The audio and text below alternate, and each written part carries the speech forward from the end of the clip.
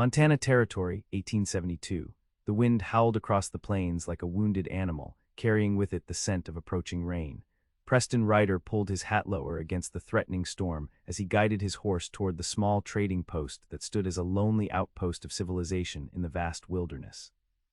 At 25, Preston had already seen enough of the West to know its harsh truths. Men died easy out here, and those who survived did so by keeping to themselves. No room for sentimentality in this life, he muttered to his horse, a philosophy that had served him well since losing his family to a fever 3 years prior. The bitter lesson had carved itself into his heart. Attachment was merely a prelude to loss. Better to remain unencumbered, to drift with the seasons and answer to no one. Lightning flashed across the darkening sky as Preston dismounted and tied his dappled gray gelding to the hitching post. He needed supplies, coffee, ammunition, maybe some tobacco, before heading back to the cattle outfit where he'd hired on for the season. Just another temporary arrangement in a life made up of temporary things. The trading post's weathered door creaked in protest as Preston pushed it open. Inside, the familiar smells of leather, tobacco, and preserved goods greeted him. Old man Turner, the proprietor, was arguing with a bearded trapper near the counter, their voices raised above the drumming of the first raindrops on the tin roof. Preston nodded a silent greeting and moved toward the shelves of supplies. He kept his back to the wall, another survival habit, which is how he noticed the shadow shift in the far corner of the store, behind a stack of flour barrels. At first he thought it might be a dog or perhaps a child hiding from the storm, but as he edged closer, Preston caught a glimpse of a woman crouched there, trying to make herself invisible. She wore a faded blue dress, its hem mudded, and her honey-blonde hair had fallen loose from what had once been a neat arrangement. Even in the dim light, he could see she was young, perhaps 20, with delicate features that seemed out of place in this rough country. Her blue eyes went wide when she realized she'd been spotted, and she pressed further back against the wall. Preston recognized fear when he saw it. He'd seen that same look in the eyes of cornered animals. "Miss," he said quietly, pitching his voice below the ongoing argument at the counter, "are you all right?" She shook her head frantically, pressing a finger to her lips. Her eyes darted toward the front of the store, and Preston followed her gaze to a man who had just entered. Water streamed from the newcomer's black duster as he stomped mud from his boots. Something about his bearing, the way his hand rested near his holstered pistol, how his eyes scanned the store with predatory intention, raised Preston's hackles. Against his better judgment, Preston moved casually to position himself between the newcomer and the hidden woman. He had no idea what trouble she was in, but every instinct told him the man who had just entered was the source of her fear. "Just passing through," Preston asked the stranger, reaching for a can of coffee beans as if merely making conversation. The man's cold eyes assessed Preston. "Looking for my wife. Heard she might have come this way." Preston's gaze flickered momentarily to the corner where the young woman now trembled visibly. A wife, perhaps, or perhaps a woman running from something worse than the storm outside. "Haven't seen any ladies traveling alone," Preston replied, his tone neutral. "Storm's getting bad, might want to wait it out." The stranger's eyes narrowed. "You calling me a liar, cowboy?" Preston maintained his casual posture, though his muscles tensed for what might come. "Just making conversation." Turner's voice cut through the tension. "Something I can help you with, mister." The stranger turned his attention to the storekeeper, giving Preston a moment to glance back at the hiding woman. The terror in her eyes told him all he needed to know. Whatever this man claimed, she wasn't going back with him willingly. In that moment, as thunder crashed overhead and rain lashed against the windows, Preston made a choice that went against every rule he'd set for himself. His path crossed with a stranger's, and instead of continuing on his solitary way, he decided to intervene. Catherine Walker had been running for 3 days. Her feet were blistered, her stomach empty, and her hopes dwindling with each passing hour. At 20 years old, she had already endured enough brutality from Silas Hargrove to last several lifetimes. Their marriage had been her father's arrangement, a business deal that traded his only daughter to settle a debt. For 2 years, she had endured Silas's fists and cruel words, until the night he had come home drunk and nearly beaten her to death. She had fled with nothing but the clothes on her back and her mother's locket around her neck, making her way east from their ranch near Helena. The trading post had seemed like a sanctuary when she spotted it through the gathering storm, but Catherine had quickly realized she had no money to purchase food or passage further east. So she had hidden herself away, planning to wait until closing time to beg the shopkeeper for mercy, perhaps work in exchange for a night's shelter. Then the cowboy had entered, tall and broad-shouldered, with kind eyes that contrasted with his weathered face. For a brief moment she had thought herself safe, until Silas arrived. Now, crouched behind the barrels, Catherine watched the silent exchange between the young cowboy and her husband. She could read Silas's mounting rage in the set of his shoulders. Any moment now, his temper would explode, and anyone in his path would suffer. She couldn't let that happen, not for her sake. Catherine prepared to stand, to reveal herself and go quietly with Silas to whatever fate awaited her, when the cowboy did something unexpected. "Actually," he said loudly enough for everyone to hear, "now that I think on it, I did see a young woman matching that description. Blonde hair, blue dress, caught the eastbound stage this morning. Driver said they were headed for Fort Benton." Catherine held her breath. The cowboy was lying for her, a complete stranger. Silas stepped closer to him. "You sure about that, boy?" The cowboy didn't flinch, saw it with my own eyes. She was in quite a hurry too, paid extra for the driver to leave ahead of schedule. Something passed between the two men, a current of challenge and threat, before Silas spat on the floor. "If I find out you're lying," he let the threat hang in the air. The cowboy merely shrugged. No reason to lie to a man looking for his wife. After what seemed an eternity, Silas turned and stalked out of the store. Through the window, Catherine watched him mount his horse and ride east, toward Fort Benton and the non-existent stagecoach. The moment he was out of sight, her legs gave way, and she sank fully to the floor. The cowboy was beside her instantly, his hand hovering near her arm but not touching her. "He's gone for now," he said quietly, "but he'll be back once he realizes there was no stage." Catherine looked up at him, studying the face of the man who had just risked himself for her. He was younger than she had first thought, perhaps only 5 years her senior, with sandy brown hair and eyes the color of a summer sky. A light stubble covered his jaw, and despite the hardness in his expression, there was something gentle in the way he regarded her. "Why did you help me?" she whispered. He seemed uncomfortable with the question. "Let's get you somewhere safe first, questions later." The storekeeper approached, concern etched on his weathered face. "That was Silas Hargrove," he said, recognition dawning. "Mean as they come. Are you his wife?" Catherine nodded, shame washing over her. "Not anymore," the cowboy said firmly, surprising her. "Mr. Turner, is there somewhere the lady can rest while I figure out what to do?" Turner gestured to a back room. "My wife's quarters when she visits from her sister's place. She can use it." The cowboy helped Catherine to her feet, steadying her when she swayed from exhaustion and hunger. "Thank you," she managed, her voice barely audible. "Preston," he said after a moment. "Preston Ryder." "Catherine Walker," she replied, deciding to use her maiden name, "but most call me Kate." "Well, Miss Walker, let's get you someplace safe."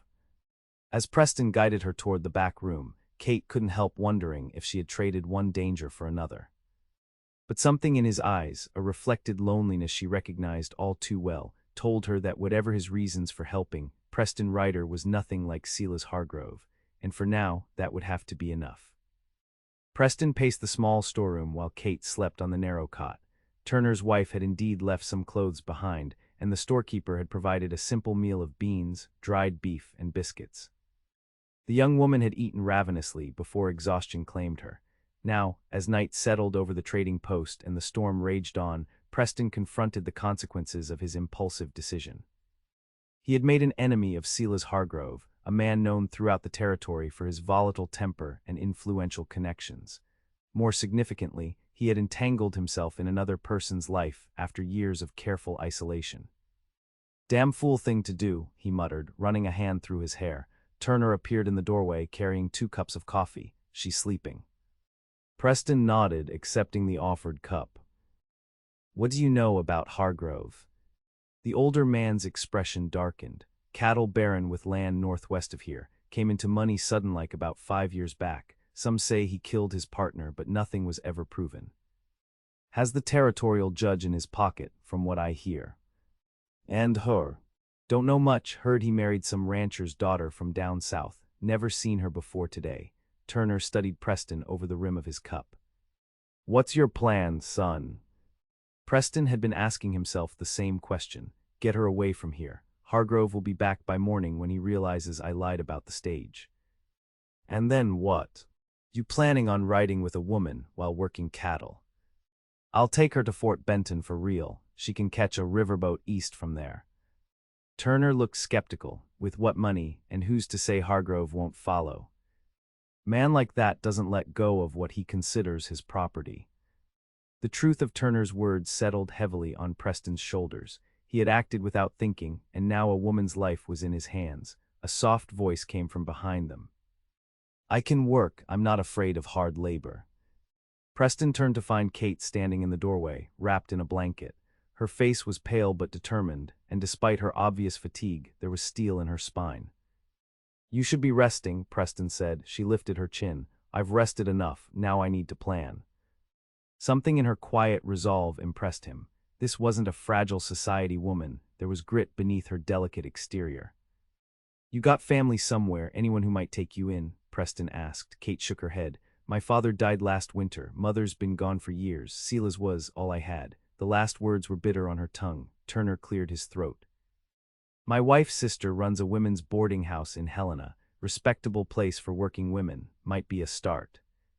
Helena's too close, Preston said. Hargrove would find her within a day. What about Denver? Kate suggested.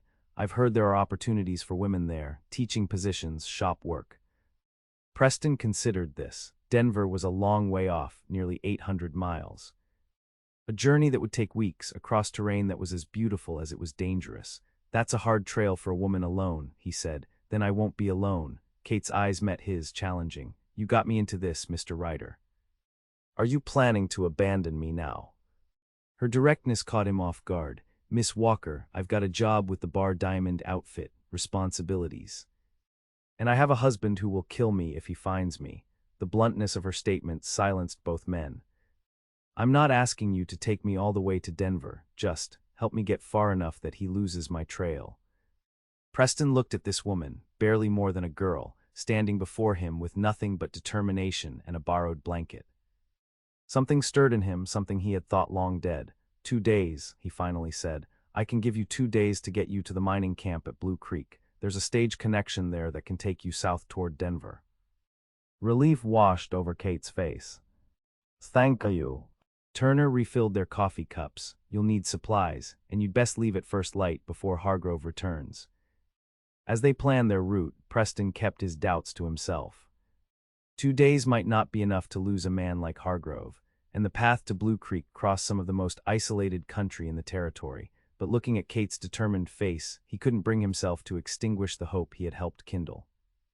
For the first time in 3 years, Preston Ryder had something more pressing than his own survival to consider.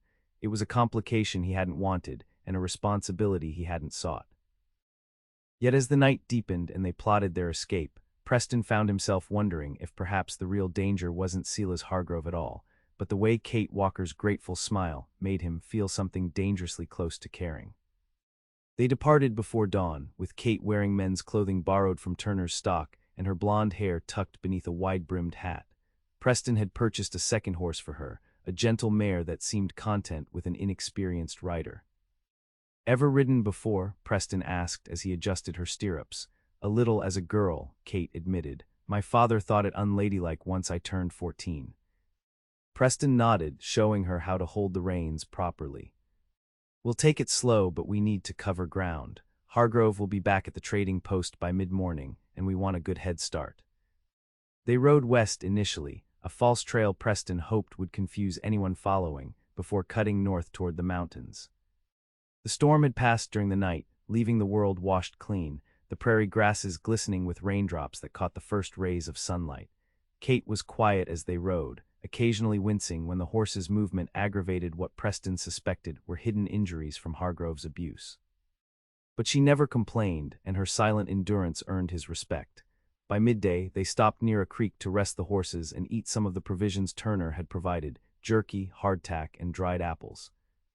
How long were you married? Preston finally asked, breaking the silence that had stretched between them. Kate stared at the rippling water. 2 years. My father owed Sela's money, a bad cattle deal. I was the payment. Her voice was flat, emotionless. I thought I could make it work, be a good wife, but nothing was ever enough. Preston studied her profile, the delicate curve of her jaw, the faint bruise still visible at her temple. "The law's on his side," he said gently. "A husband has rights over his wife in the eyes of the court." "I know." Kate turned to face him, her blue eyes clear and determined. "That's why I need to disappear, become someone else somewhere he can't find me." Preston nodded, understanding all too well the desire to reinvent oneself. Hadn't he done the same after losing everything? Denver's a good choice then, big enough to get lost in. "What about you?" she asked. "You said you work for the Bar Diamond. Is that your home?" The question caught him off guard. "No. Just a job for the season. I move around. No family waiting somewhere." Preston turned away, suddenly occupied with checking his horse's saddle. Not anymore. He felt her eyes on him, but was grateful when she didn't press further. They finished their meal in silence before mounting up to continue their journey. They made camp that evening in a sheltered ravine, where Preston built a small fire. Kate proved surprisingly capable, gathering firewood and helping to prepare their simple dinner. As the night deepened and stars appeared overhead, Preston found himself watching her across the flames, noting how the firelight played across her features. "Why did you help me?" she asked suddenly, voicing the question from the trading post that had gone unanswered. "You could have just minded your business. Most men would have." Preston poked at the fire with a stick, buying time as he considered how to answer. The truth was, he wasn't entirely sure himself. "I saw the fear in your eyes," he finally said. "Reminded me of something I'd rather forget." Kate waited, giving him space to continue if he chose. After a long moment, Preston sighed. 3 years ago I had a wife, Sarah, and a daughter, Emma.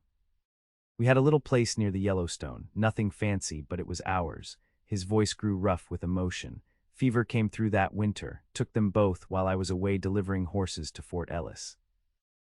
Kate's eyes softened with understanding. "I'm sorry. When I found you hiding in that store, something about the look in your eyes." Preston shook his head. "I couldn't just walk away, not again." "It wasn't your fault," Kate said gently. "The fever." Preston gave a humorless laugh. "That's what everyone says, doesn't change how it feels." They sat in silence for a time, each lost in their own thoughts. Finally, Kate spoke again. "My mother used to say that grief is just love with nowhere to go." She stared into the flames. "I think maybe helping others is one place to put it." Her words struck something deep within Preston, a truth he hadn't been ready to hear until now. Perhaps his intervention hadn't been solely about Kate at all, but about his own need for redemption. "We should get some sleep," he said, uncomfortable with the direction of his thoughts. "Long ride tomorrow." Kate nodded and retreated to her bedroll on the opposite side of the fire. Preston took first watch, scanning the darkness beyond their small circle of light. He told himself he was watching for Hargrove or other dangers, but in truth, he was more afraid of the feelings stirring within him, feelings he had buried alongside his family 3 years ago. Caring for someone meant risking loss. And Preston wasn't sure he could survive that pain a second time. The second day dawned clear and cold. They broke camp quickly, both aware that Hargrove might be closing the distance between them. Kate moved with more confidence on her horse now, and Preston found himself impressed by her quick learning and determination. "How much farther to Blue Creek?" she asked as they rode through a pine-covered ridge. "Should reach it by nightfall if we push hard," Preston replied, scanning the horizon behind them. "There's a mining settlement there, not much, but they've got a stage connection south every 3 days." Kate nodded, though Preston noticed the worry that creased her brow. "What if he follows us there?" It was a possibility Preston had been considering.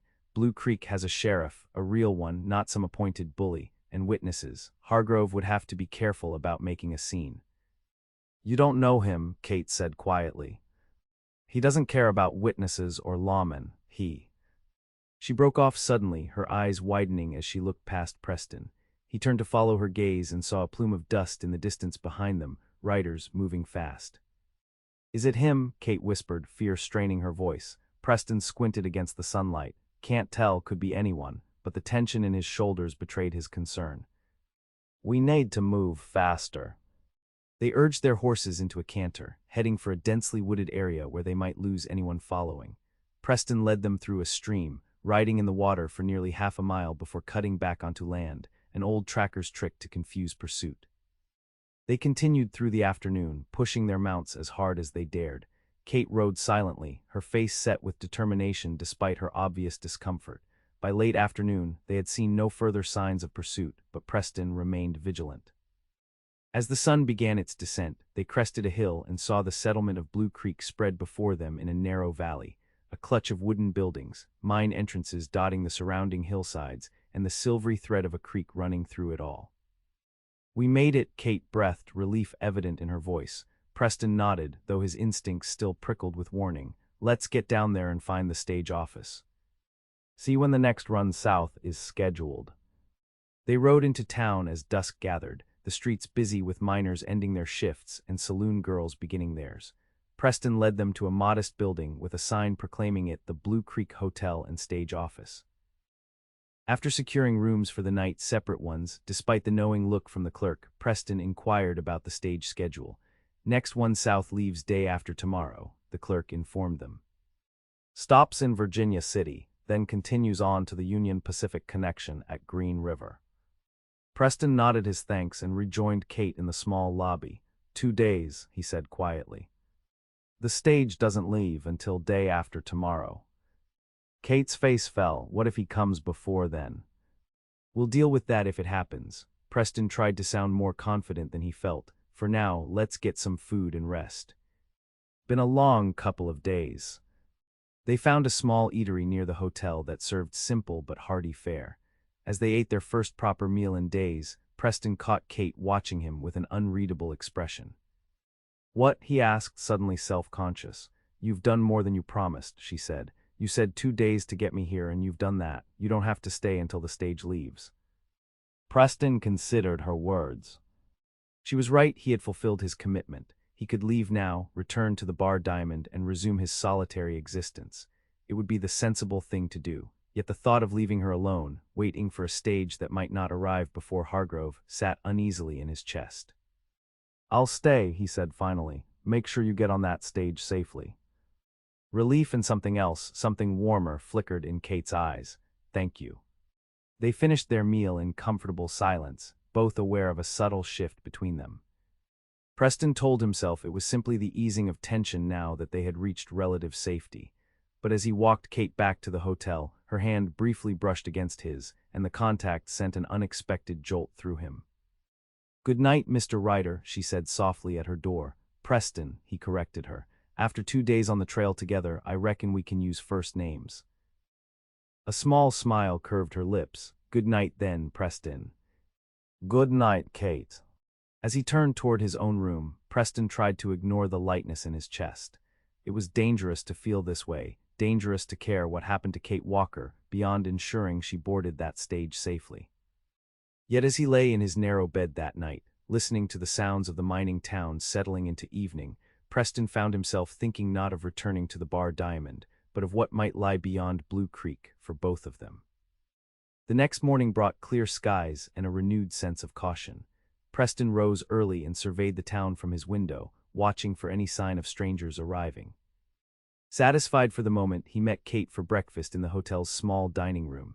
She looked different this morning, rested, her honey blonde hair neatly arranged, wearing a simple dress she must have purchased from one of the town's shops. The men's clothing and desperate flight of the previous days seemed like a distant memory. "You look," Preston struggled for an appropriate word, "better." Kate smiled, a genuine expression that transformed her face. "Amazing what a real bed and bath can do." Her smile faded slightly. "I used some of the money you gave me to buy this dress. I hope that's all right." "Of course," Preston assured her. "That money is yours now. Use it however you need." They ate their breakfast quietly, both aware that they had a full day to wait before the stage would arrive.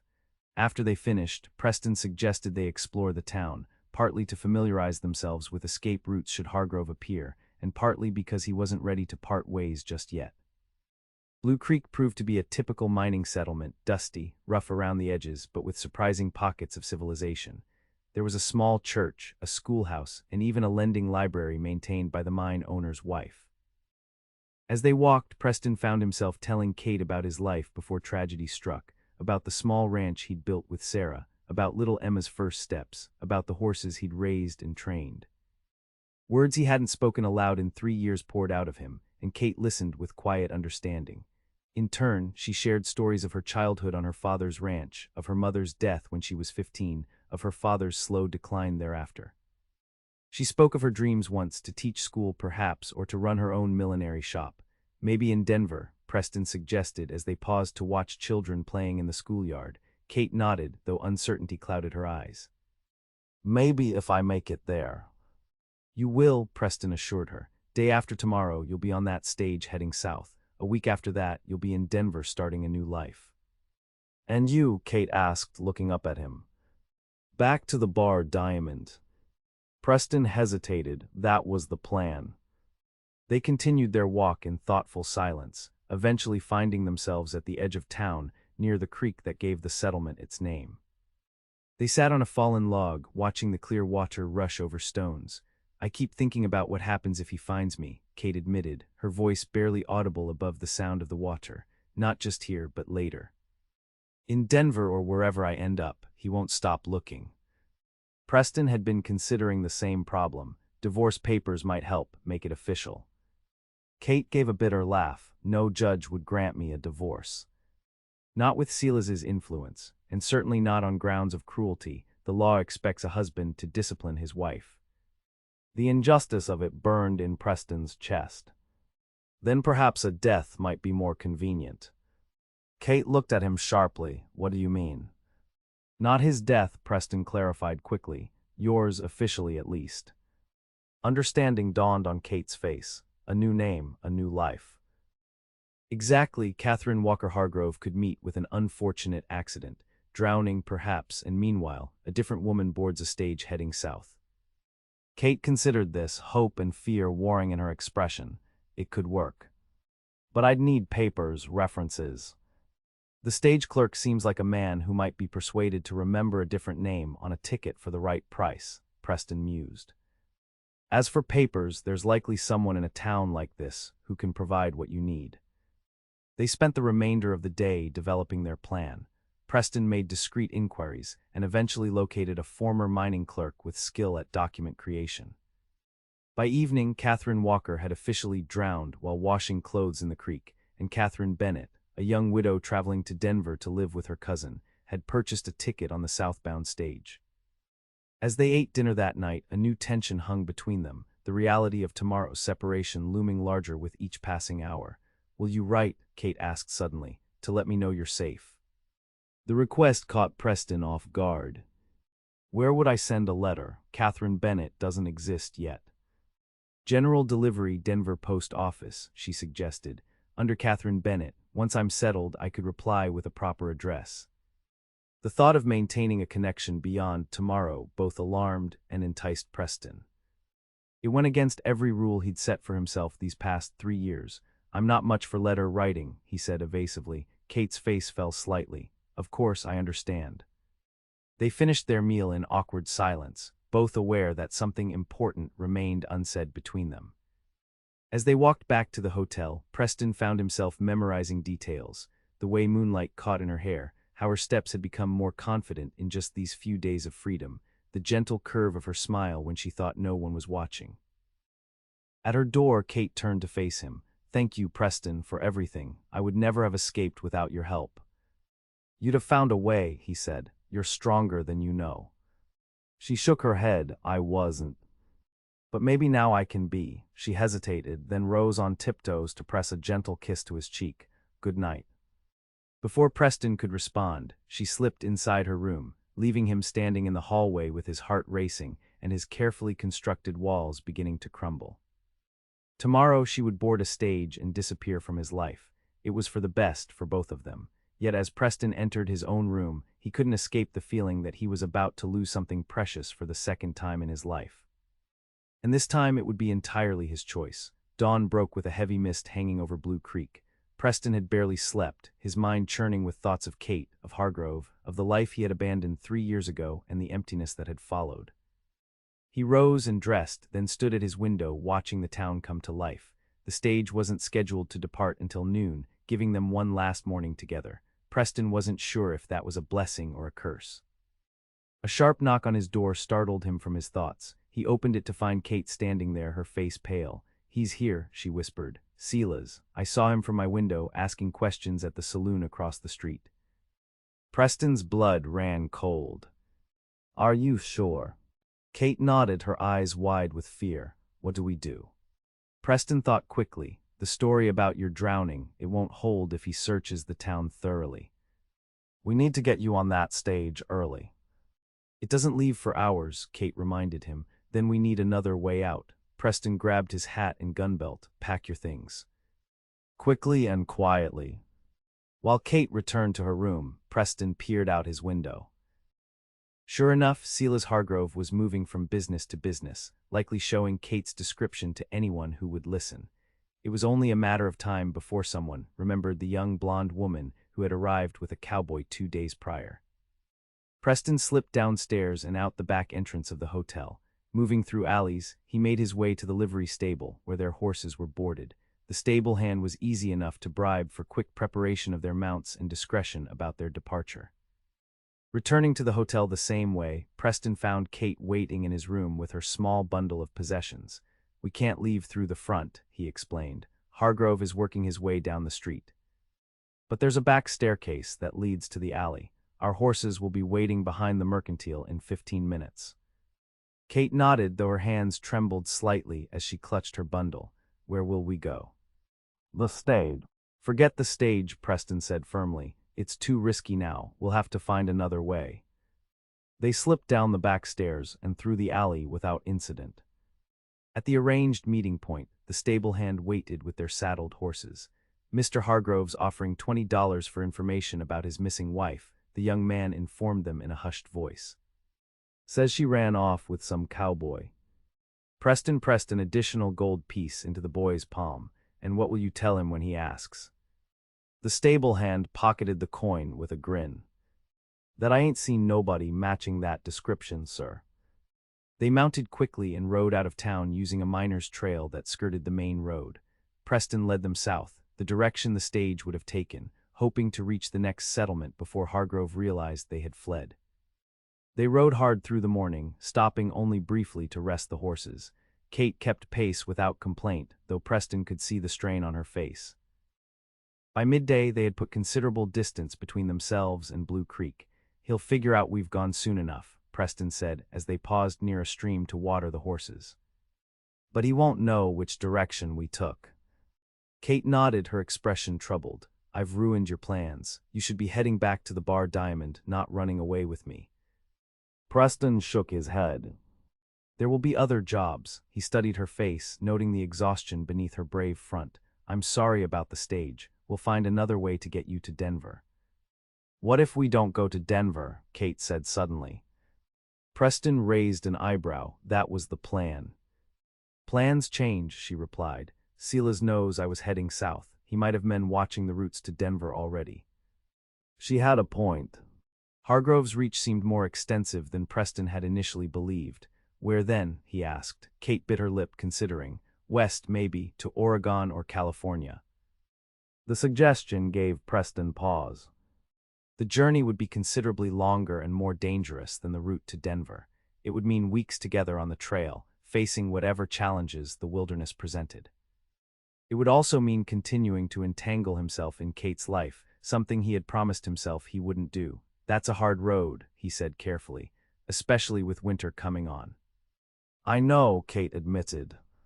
"But Silas would never think to look for me there." She hesitated, then added softly, "Unless you want to part ways, I would understand if you've done enough." Preston found himself at a crossroads. The sensible choice was clear. Help Kate reach the next town with a stage connection, give her what money he could spare, and return to his solitary existence. It was the safe choice, the choice that protected what remained of his heart. But looking at her now, this woman who had endured so much yet still found the courage to forge a new path, Preston couldn't bring himself to abandon her. "Oregon's supposed to be beautiful this time of year," he said finally. "Green valleys, big trees, might be nice to see it." The smile that bloomed on Kate's face made something shift inside Preston's chest, a loosening of the tight bands that had constricted his heart for 3 years.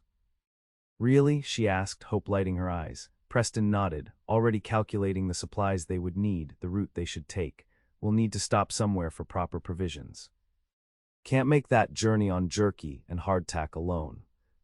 As they continued riding south, putting more distance between themselves and Hargrove, Preston found himself contemplating a future he hadn't allowed himself to imagine since losing his family, a future that wasn't defined by isolation and grief. It was terrifying, it was exhilarating, and for the first time in 3 years, it felt like possibility rather than betrayal. The trail west proved as challenging as Preston had anticipated. They traveled through rugged mountain passes and across vast plains, skirting settlements when possible to avoid word of their passage reaching Hargrove. 2 weeks into their journey, they stopped at a small trading post to replenish supplies. The owner, a grizzled old trapper named Hobson, eyed them curiously as Preston paid for coffee, flour, and ammunition. "You folks married?" he asked bluntly. Preston froze, uncertain how to respond. They had been presenting themselves as brother and sister at the few places they couldn't avoid stopping, but something in Hobson's shrewd gaze suggested he wasn't fooled.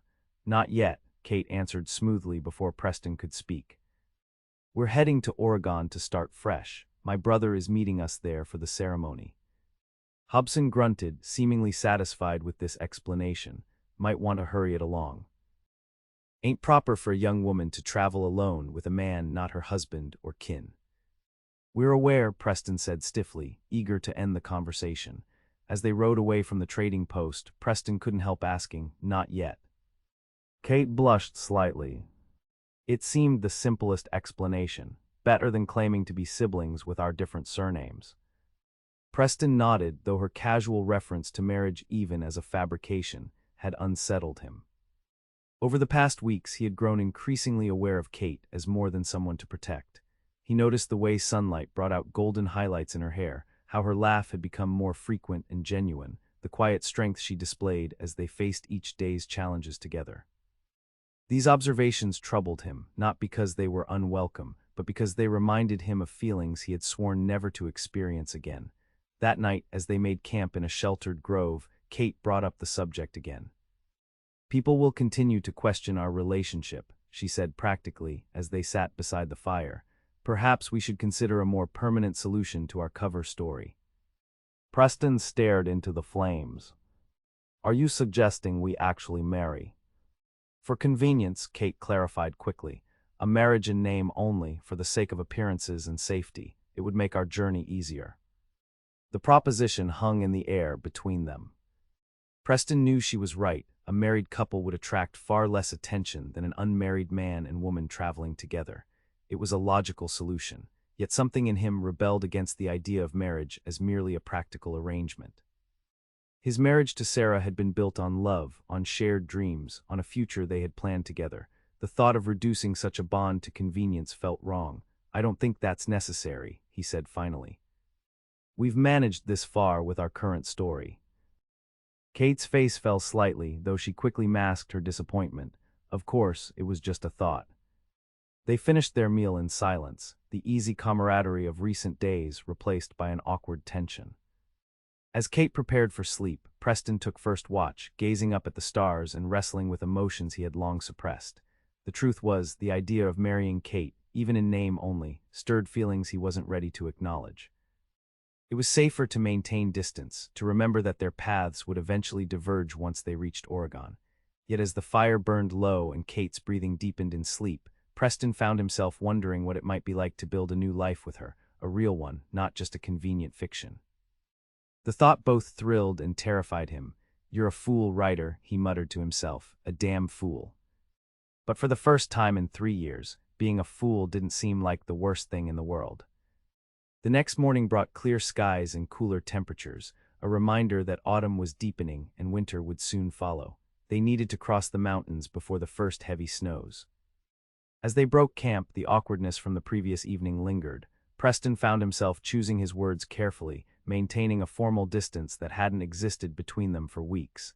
Kate noticed, of course. She was too perceptive not to, but she matched his tone, retreating behind a polite facade that made Preston's chest ache with an emotion he refused to name. They rode in silence for most of the morning, following a trail that wound through increasingly forested terrain. According to Preston's calculations, they were nearing the Idaho Territory border. Beyond that lay the Blue Mountains and then the promised land of Oregon. Around midday, they paused to rest the horses near a small stream. Kate wandered a short distance away to gather berries she had spotted, while Preston refilled their canteens. The crack of a rifle shot shattered the peaceful scene. Preston dropped flat instinctively, drawing his revolver as he scanned the surrounding trees. "Kate," he shouted, "I'm here." Her voice came from behind a large boulder, relief flooding through Preston that she had found cover. Another shot rang out, splintering bark from a tree inches from Preston's head. He returned fire in the direction of the shot, though he had yet to spot their attacker. "Can you see who it is?" Kate called. "Not yet," Preston replied, easing himself behind a fallen log for better protection. "Stay down." A voice called from the trees, confirming Preston's worst fears. "I know you're out there, Ryder. Send out my wife and maybe I'll let you live." Silas Hargrove had found them. "How did he track us?" Kate whispered, her face pale with fear when Preston worked his way over to her position behind the boulder. "Doesn't matter now," Preston said grimly, checking his ammunition. "What matters is getting out of here alive." Hargrove called out again. "Catherine, show yourself, girl. You've had your adventure, but it's time to come home." Kate shuddered at the false gentleness in his tone, a tone Preston suspected preceded the worst of his violence. "I count at least 2 of them," Preston murmured, having caught glimpses of movement in the trees. "Hargrove and another man, maybe more we can't see." "What do we do?" Kate asked, her voice steady despite the fear in her eyes. Preston assessed their situation. They were pinned down with limited ammunition and no clear escape route. The horses had bolted at the first gunshot, carrying much of their supplies with them. "We need to separate them," he decided. "Draw them out one by one." Before he could explain further, Hargrove's voice rang out again, closer this time. "I'm running out of patience, Catherine. Don't make me come find you." Preston saw the determination harden in Kate's eyes. "Use me as bait," she suggested. "Let me draw him out." "Absolutely not," Preston refused. "He'd kill you." "Not right away," Kate said with grim certainty. "He'll want to punish me first, take me back to prove he can." The matter-of-fact way she spoke of her husband's cruelty made Preston's blood boil. "I won't risk you like that." "Do you have a better plan?" she challenged. Before Preston could respond, a new voice called out from the trees. "We've got your horses, mister. Nice animals. Shame if something happened to them." Preston cursed under his breath. The situation was deteriorating rapidly. "I'm going out there," Kate said firmly. "While they're focused on me, you can flank them." "Kate," Preston began, but she cut him off with a quick kiss that left him momentarily stunned. "I trust you," she whispered against his lips. Then, before he could stop her, she stood and stepped out from behind the boulder, hands raised. "Silas, it's me. I'm coming out." Preston watched in helpless fury as Kate walked slowly into the clearing, her head held high despite her vulnerable position. Hargrove emerged from the trees, rifle in hand and a cruel smile on his face. He was taller than Preston had remembered from their brief encounter at the trading post, with broad shoulders and cold eyes that never left Kate's face. "There's my wayward wife," he said, his voice carrying clearly in the still air. "You've led me on quite a chase, Catherine." "It's over now," Kate replied, her voice remarkably steady. "I'll go with you peacefully if you let Preston ride away unharmed." Hargrove laughed, the sound chilling in its lack of humor. "The cowboy who stole my wife, I think not." He gestured to the trees, and a second man appeared, leading their captured horses. "Ryder, show yourself, or I put a bullet in your woman." Preston's mind raced. He had one chance to end this, one opportunity to save Kate from returning to a life of abuse and fear. Every instinct told him to rush out, guns blazing, but that would likely get them both killed. Instead, he worked his way silently through the underbrush, circling behind Hargrove and his companion while they focused on Kate and the clearing where they expected Preston to appear. "He's gone," Kate was saying, maintaining their attention. "Rode out this morning. We had a disagreement." "Lovers quarrel," Hargrove mocked, "and here I thought you'd found your true match." Preston inched closer, now directly behind Hargrove's companion. The man was younger, nervous-looking, his attention divided between Kate and the surrounding forest. "It wasn't like that," Kate insisted, though her cheeks colored slightly. "He was just helping me get away." A gentleman to the end, Hargrove sneered. Well, when I find him. Preston made his move, striking the younger man from behind and wrestling his gun away before he could cry out. In one fluid motion, he pressed the barrel to the man's head and stepped into view. Let her go, Hargrove, Preston commanded, or your friend dies first. Hargrove turned, surprise flickering across his face before settling into a cold smile. Ryder, I was hoping you hadn't run off. He kept his rifle trained on Kate. Seems we have ourselves a standoff. Doesn't have to be this way, Preston said, maintaining his grip on the struggling young man. She doesn't want to be with you. Let her go, find another wife. Hargrove's smile hardened. She is my property, legally and morally. No man gives up what's rightfully his. I'm not property, Kate's voice rang out, stronger than Preston had ever heard it. I am a person who deserves better than your fists and your cruelty. Hargrove's face darkened with rage. You'll pay for that insolence when we get home, Catherine. She's not going anywhere with you, Preston stated flatly. For a tense moment, no one moved. Preston could feel his hostage trembling, could see the calculating look in Hargrove's eyes as he weighed his options. Then several things happened at once. Hargrove swung his rifle toward Preston. Kate lunged forward, knocking Hargrove's aim off. Preston shoved his hostage aside and fired, his bullet catching Hargrove in the shoulder. The injured man staggered but didn't fall. With a roar of rage, he charged toward Kate, who scrambled backward. Preston fired again, but in his haste to protect Kate, his shot went wide. Hargrove reached Kate, grabbing her by the hair with his good arm. You're mine, he snarled, dragging her toward the horses. Something snapped inside Preston. Every suppressed emotion, every protective instinct, every feeling he had denied himself came rushing to the surface in a wave of fury. He launched himself at Hargrove, tackling the larger man and sending them both crashing to the ground. Kate fell free as the men grappled in the dirt. Preston landed a solid punch to Hargrove's wounded shoulder, eliciting a howl of pain. But Hargrove was stronger, fueled by rage and the certainty of his own righteousness. He flipped Preston onto his back, hands closing around his throat. I'm going to kill you, Hargrove growled, spittle flying from his lips as he squeezed. Then I'm taking my wife home to teach her what happens to women who disobey. Preston's vision began to darken as his lungs screamed for air. He clawed at Hargrove's hands, but the man's grip was like iron. The gunshot was deafening in the small clearing. Hargrove's eyes widened in surprise. His hands loosened as he looked down at the spreading crimson stain on his chest. Slowly, almost comically, he toppled sideways. Behind him stood Kate, Preston's fallen revolver still smoking in her shaking hands. Preston gasped for air, rolling away from Hargrove's body. The younger man who had been with Hargrove was nowhere to be seen, having fled during the fight. Kate, Preston managed, his voice raspy from the assault on his throat. Are you all right? She stood frozen, the gun still pointed at where Hargrove had been. I killed him, she whispered, sounding almost surprised. I killed Silas. Preston got to his feet and gently took the revolver from her trembling hands. You saved my life, he corrected softly, and your own. Kate's eyes finally focused on Preston's face. He would have killed you. Then taking me back to, she shuddered, unable to complete the thought. It's over, Preston assured her, drawing her into his arms. He can't hurt you anymore. Kate pressed her face against his chest, her body shaking with delayed shock and relief.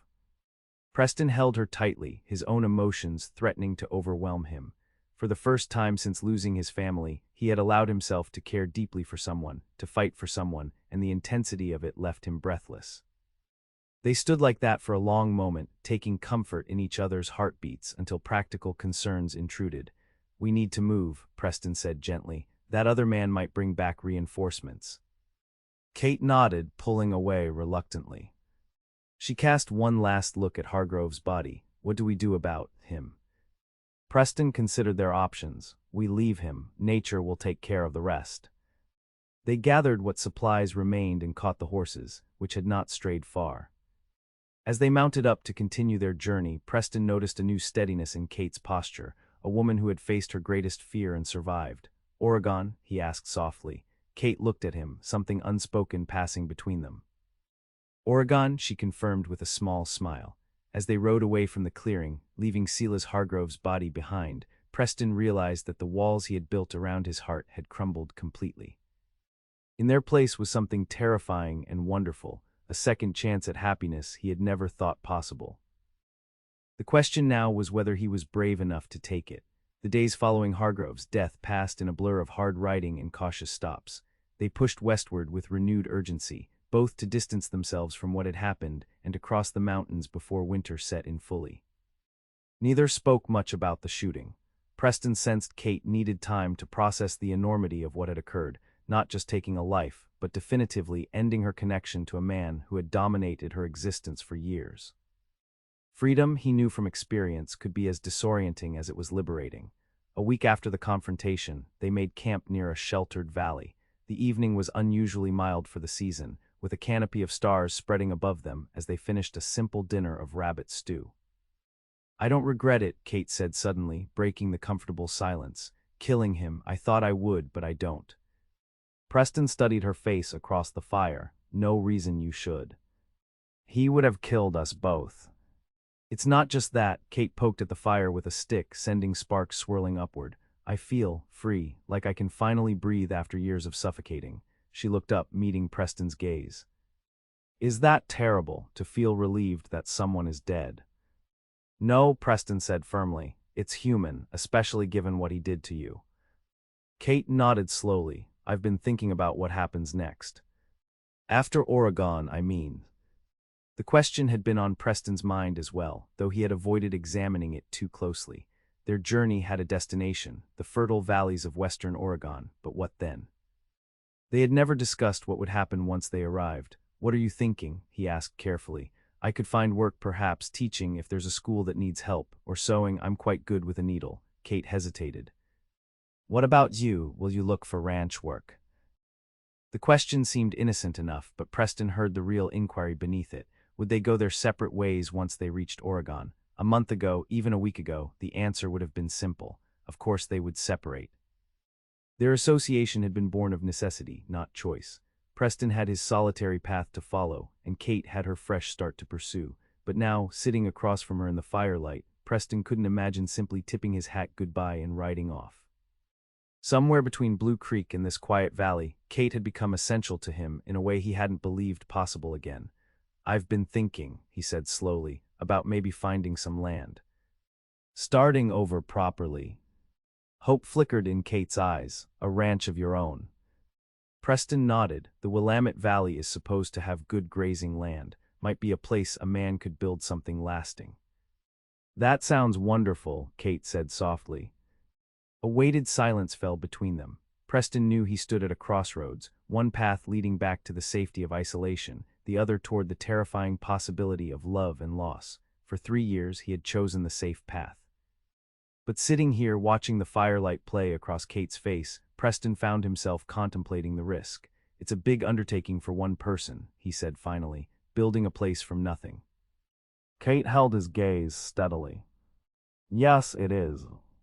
A man would need a partner, someone strong, someone who understands what it means to start over." Preston's heart hammered in his chest as he forced himself to continue. "Someone like you, Kate." Her eyes widened slightly. "Preston, I know it's sudden," he hurried on, "and maybe foolish. We've only known each other a short while, but I can't imagine reaching Oregon and just saying goodbye." Kate's expression softened. "I can't imagine that either." Preston moved around the fire to sit beside her, taking her hands in his.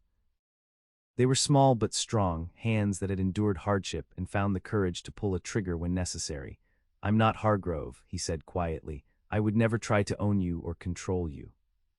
If you wanted to teach or open that millinery shop you mentioned, I'd support that." "I know you're nothing like him," Kate assured him. "That's why," she hesitated, then continued with newfound confidence. "That's why I've fallen in love with you." The words hit Preston like a physical force, breaking through the last of his resistance. For 3 years, he had believed himself incapable of this feeling again, had convinced himself that loving someone new would somehow betray Sarah's memory.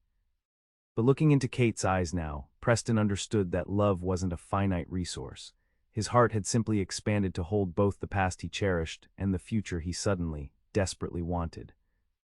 "I love you too," he admitted, the words feeling both foreign and absolutely right on his tongue, "and it scares the hell out of me." Kate smiled, her eyes shining with unshed tears. It scares me too. But I think that's how we know it matters.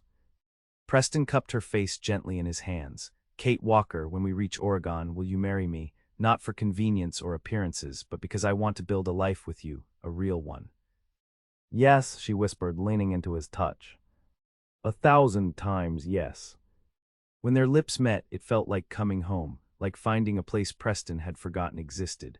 In this kiss was promise and healing, an acknowledgement of all they had survived and all they hoped to create together. That night beneath a blanket of stars, Preston allowed himself to dream of the future for the first time in 3 years.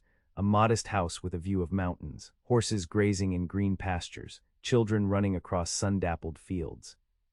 Kate by his side, her honey-blonde hair catching the light as she turned to smile at him. It wouldn't be easy. Nothing worthwhile ever was, but as Kate slept peacefully beside him, Preston knew with absolute certainty that the risk of loving again was worth taking. The frontier had taught him that life was fragile and often cruel. But it had also finally taught him that hearts could heal, that second chances existed for those brave enough to claim them. And Preston Ryder, who had once believed himself destined for a life of solitude, found himself profoundly grateful for a desperate young woman he had found hiding in a corner, who had taught him to live again. 2 months later, in a small church in the settlement of Willow Creek, Oregon, Preston and Kate stood before a circuit-riding preacher and a handful of newfound neighbors.